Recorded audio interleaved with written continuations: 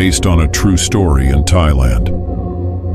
In the lush, mysterious hinterlands of Thailand, where folklore intertwines with the everyday, and the whisper of the ancient is never far from the ear, there exists a village that thrives on stories passed down through generations. These are tales of spirits, of man and nature, and of the thin veil that separates the living from the dead. Here, an old house sits shrouded in stories, its history as rich as the soil on which it stands. In the dusky shadows of the Thai countryside, nestled amongst whispering rice fields and overgrown rubber plantations, there stood an old, weathered house. Its faded wood panels held the secrets of years, and its windows peered out like wary, tired eyes. The locals would cross the street to avoid passing it too closely, for the story of the old man who had died there years ago lingered like the humid air, thick and unshakable. The landlord, a gaunt figure named Mr.ScaryMVP, with his own shadows flickering behind his eyes, never mentioned the old man to anyone. One sweltering summer day, the Daeng family, unaware of the house's grim history, moved in. Krit, the father, was a burly man with a booming laugh, and his wife, Malai, a schoolteacher with a kind face.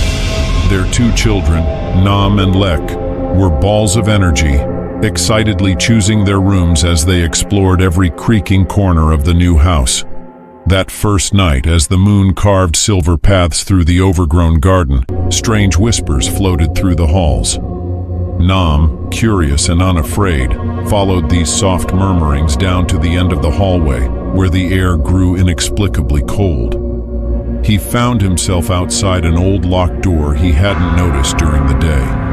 The whispers ceased abruptly as he approached, replaced by a stifling silence. He hurried back to his room, unease twisting in his young stomach. The next morning, Malai noticed her son's pale face and quiet demeanor. "What's wrong, Nam?" she asked as she served a breakfast of mango sticky rice. "I heard whispers last night," Nam confessed, glancing towards the hallway as if half expecting something to emerge. "Old houses make sounds, it's just settling." Krit laughed heartily, trying to lighten the mood. But Malai wasn't convinced. She felt a chill whenever she passed the old locked door. Days passed, and the occurrences grew. Objects began to move inexplicably. A picture of the Daeng family, taken on the day they moved in, was found face down every morning. Malai's jasmine-scented candles would snuff out the moment she left the room. The air in certain parts of the house would turn icy cold without reason. Lek, the younger child, began talking to an invisible friend he called Grandpa, laughing and whispering secrets to empty corners. Finally, one evening as Krit was fixing a leak under the kitchen sink, he found a faded photograph tucked away behind the pipes. It was a picture of a stern-looking old man, his eyes seeming to follow one around the room. Krit showed it to Mr.ScaryMVP the next day. "Oh, that's Mr. Projak," Mr.ScaryMVP said, his voice a mere whisper. "He died in the house, alone and bitter. Never liked visitors. I thought he'd be at peace by now." Chilled by this revelation, Krit demanded more answers, but Mr.ScaryMVP only shook his head and hurried away, muttering about old souls and unresolved business. Krit returned home, the heavy dread settling in his bones.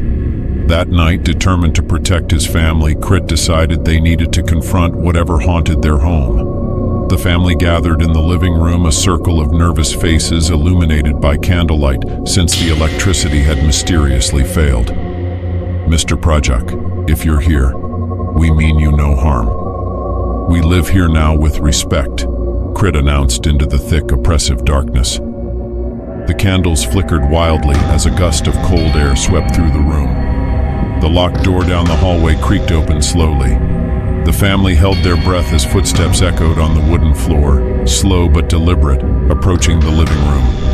The temperature dropped, breaths visible in the air, when suddenly Malai spoke, her voice clear and commanding. "We respect the life you lived here, but now this is our home. Please find peace." The air shifted. The temperature warming instantly, and the oppressive feeling lifted.